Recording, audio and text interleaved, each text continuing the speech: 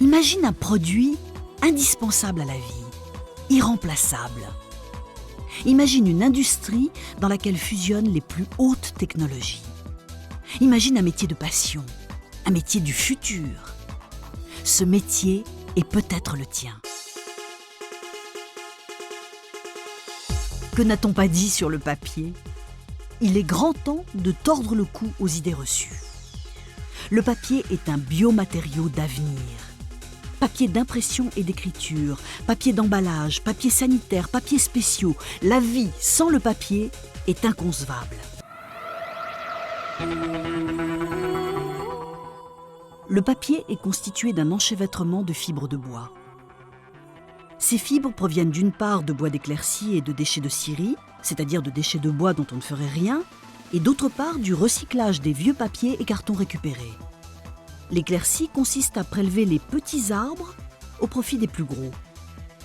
Cette opération permet à la forêt de croître durablement et d'augmenter sa capacité de photosynthèse. Elle transforme ainsi davantage de gaz carbonique en oxygène. Et puis, le forestier serait fou de vendre de beaux arbres papetiers. Le menuisier le lui paie 7 fois plus cher. Ces déchets d'éclaircie et les déchets de scierie sont également brûlés pour produire de l'énergie propre.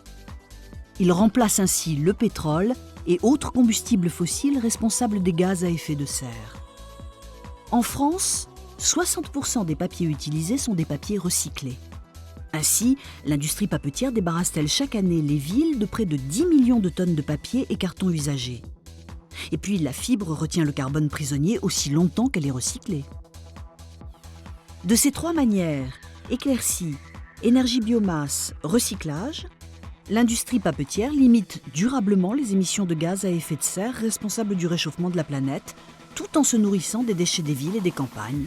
C'est une activité de salubrité publique. Enfin, l'industrie papetière a réduit ses impacts sur l'environnement. Voilà, il fallait que tu saches la vérité sur le papier d'aujourd'hui. Le bois est composé de fibres et d'un liant naturel, la lignine. Cette lignine est dissoute et les fibres sont libérées.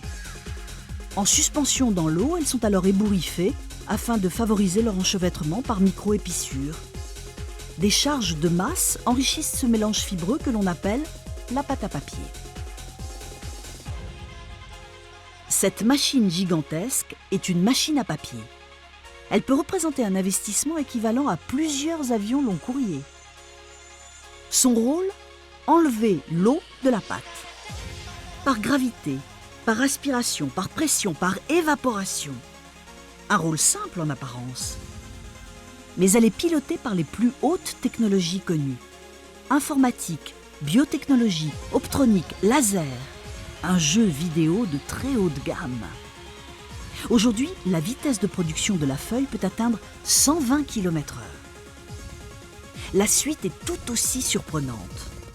Le couchage, le calendrage, les refendeuses, coupeuses, onduleuses, formeuses, ainsi que la robotique spectaculaire de grande précision ont de quoi séduire les esprits curieux à forte capacité d'étonnement.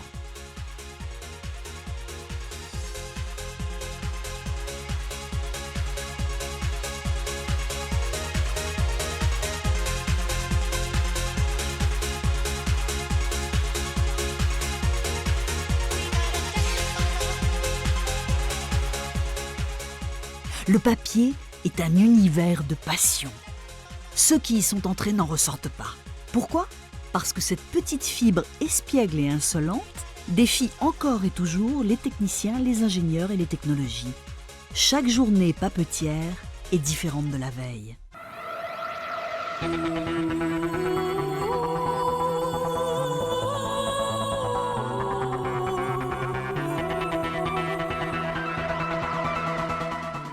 En alternance avec les entreprises, le centre de formation d'apprentis de Gérard Armé te forme à ces métiers ultramodernes, ces métiers de demain.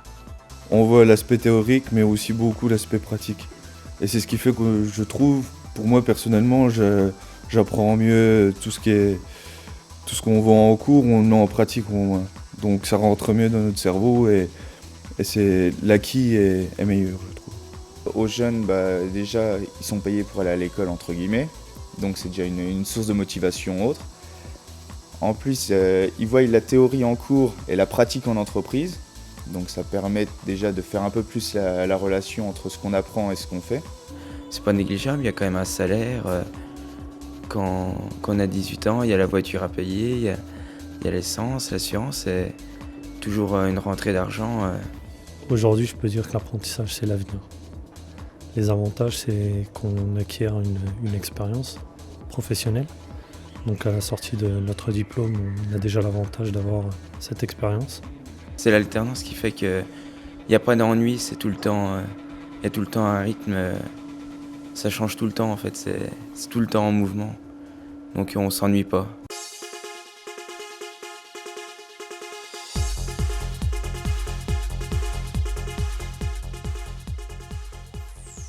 Des équipements de dernière génération, un encadrement pédagogique très impliqué et la vie quotidienne au centre font l'unanimité chez les pensionnaires de cette école très performante.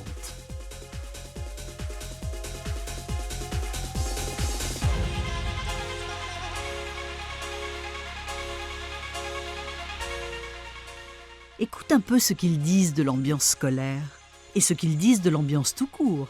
En fait, c'est une grande famille, on n'est pas beaucoup d'élèves, tout le monde se connaît. Les professeurs, contrairement au cycle continu, sont vraiment là pour nous apprendre quelque chose.